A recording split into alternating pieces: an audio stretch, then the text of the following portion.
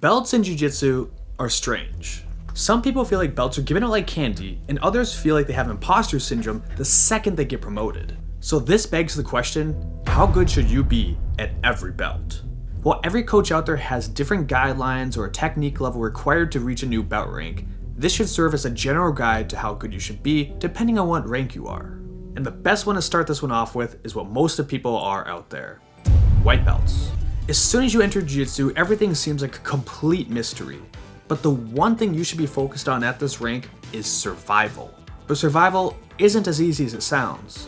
Most people are more afraid of potential loss than they are excited at the prospect of an equivalent gain. So when you're new to the sport and you're going to lose every single round, even to children, people are going to think this isn't a very enjoyable sport. But you need to remember one thing.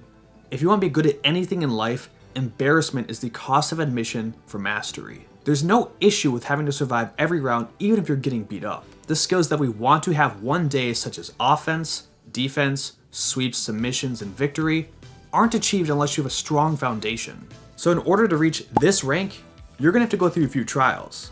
As a white belt, the main skills that you should be developing are shrimping, creating strong frames, and surviving bad positions such as back control, mount, and side control. And here's the worst part about it. All those positions are completely terrible. So when you're a brand new guy and you're going up against higher ranks and they're putting you in these terrible positions, you're probably going to get submitted. A lot. But the more you practice on survival, especially the small things such as just keeping your arms in for frames, with enough years and time, you'll eventually be ranked up to a blue belt. And this will open new opportunities to you. If you're able to do Jiu-Jitsu for at least 2 years and you have a pretty dedicated schedule, you'll most likely receive your blue belt. And while survival was your main skill at white belt, it's still going to carry over all the way to blue belt and the other ranks. However, the good thing about blue belt is that you're now allowed to move. What a privilege that we no longer need to be a minnow in the ocean. But this is where you get to see that you can do more than just trying to avoid getting armbarred when somebody has mount on you. Instead of keeping your arms locked in tight, you might actually be able to commit one hand to grabbing their foot and putting it in quarter guard. Then getting samurai rolled and have your back taken, but at least you're moving in positions. The bad part about blue belt is while you didn't have any imposter syndrome at white belt because everything was brand new, it may set in at this rank. And that's because you're still going to be eaten alive by higher belts. Your coach is still going to hold you down with one finger. That female black belt is going to smash past you and absolutely crush you at will, and balding middle-aged brown belts will still force you into their deep half and make you play their game. On the flip side, you get to enact some revenge by rolling with white belts. Now some of them may still beat you if they're more athletic or they're a wrestler, but you're going to get a lot more wins at this rank than you did from before. Plus don't forget the secret technique. Now that you're a blue belt, if you're rolling with a white belt and things aren't going well, you can always stop them at the last second to coach them through the submission, and then it doesn't really count. Jokes aside, I will say that most people spend the majority of their time at this belt rank. Moving from a beginner belt into the intermediate belts is no easy feat. But now that we can use some survival from our white belt days, and we actually get to move from our blue belt days, you'll eventually get to purple. Now hooray! You made it to purple belt.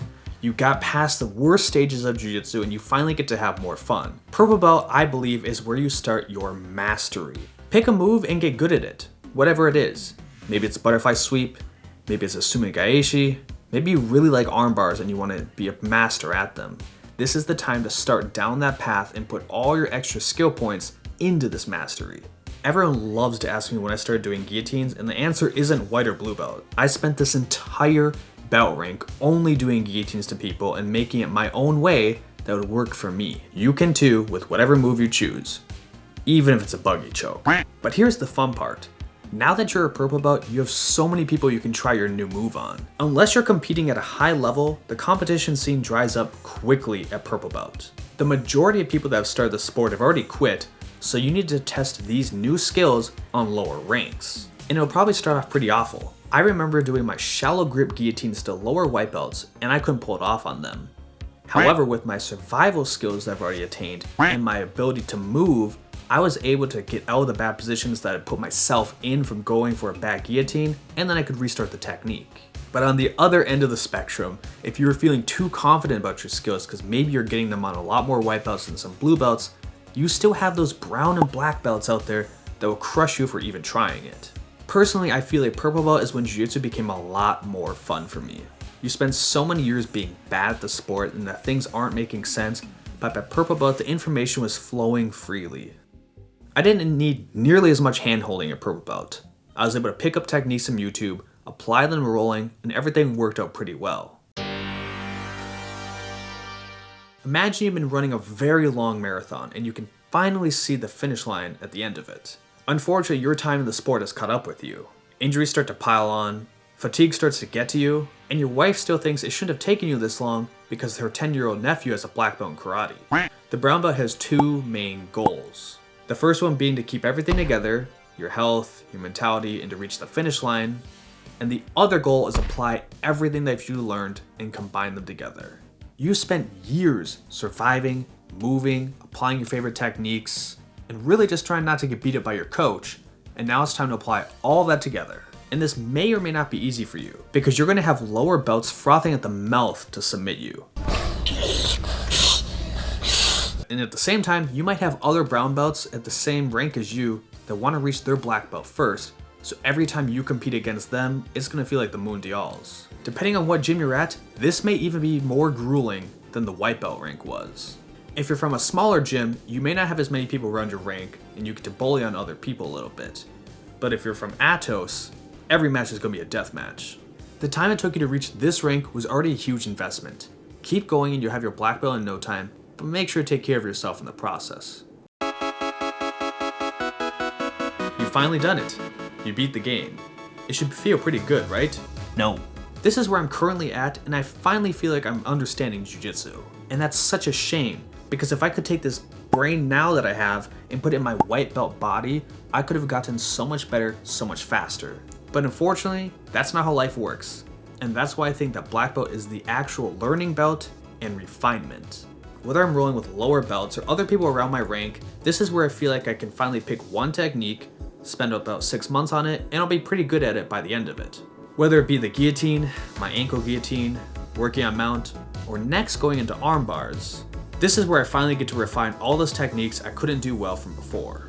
But with refinement comes humility, because while I'm working on refinement, trying to get good at an armbar, you have people like these.